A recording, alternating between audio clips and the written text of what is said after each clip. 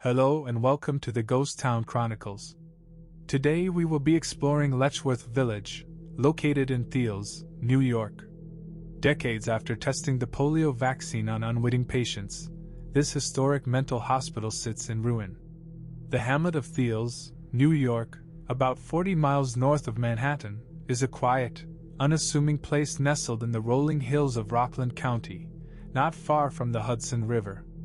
It has a peaceful, small-town feel, and in 1911 it was chosen to be the home of a progressive experiment, a utopian village where the mentally ill could find calm and refuge. The institution was to take care of 2,000 patients in a complex of over 130 buildings spread over 2,000 acres, as it boasted. An acre for every patient, and its name was Letchworth Village. The sprawling complex was created as a home for the segregation of the epileptic and feeble-minded. While this archaic language makes the facility seem as though it was a sinister institution from the start, in its time it was actually seen as fairly progressive. The able-bodied tended on-site farms, there were rows of shops, a power station, sprawling grounds, and places of worship. Trying to duplicate the feel of a village with its layout of smaller, more personal dwellings in a bucolic setting, Letchworth didn't follow the standards of the imposing asylum buildings that had previously been the institutional model. Unfortunately, despite such good intentions, Letchworth Village was almost immediately overcrowded, with the majority of its patients being children. Almost as dependable as the life cycle of a butterfly, early mental institutions like Letchworth seemed to follow a trajectory from noble facility for healing to abusive human rights horror show to haunting ruins. And here was no exception. Contrary to its early ideals, the overcrowding led to insufficient funds and shortages in staffing, which in turn, as could often be the case, curdled into abuse. What may have been a simple design of self-sufficiency resulted in patients never having to leave, eventually calcifying Letchworth into an institution where mentally ill children were sent upriver, and too often forgotten. The facility was upfront about its intention to use the patients as guinea pigs in clinical trials. The most famous case was the experimental polio vaccine, which was successfully tested on an 8-year-old boy in 1950. Testing was subsequently carried out in more children, and the success of the vaccine at Letchworth ushered in the widespread use that we still see today.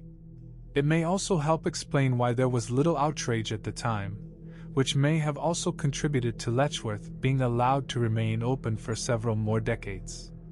Letchworth Village was finally closed in 1996, after years of reports of abuse, neglect, and abysmal conditions.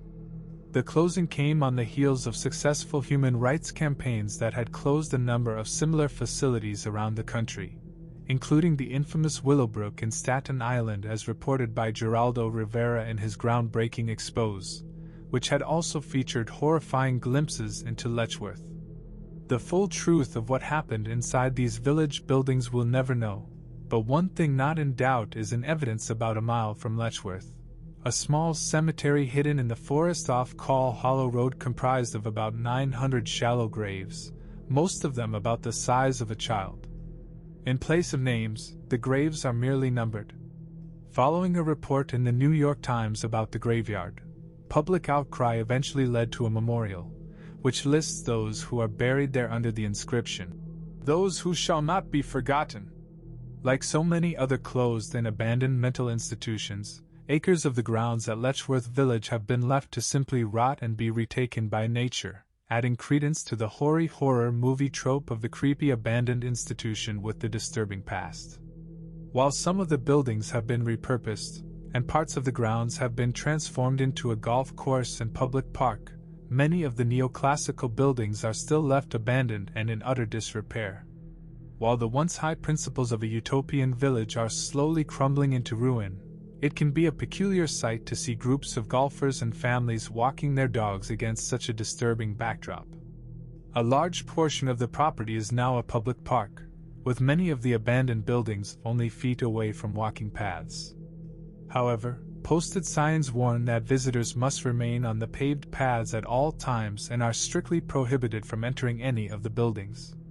The local police patrol the property fairly regularly and will arrest trespassers.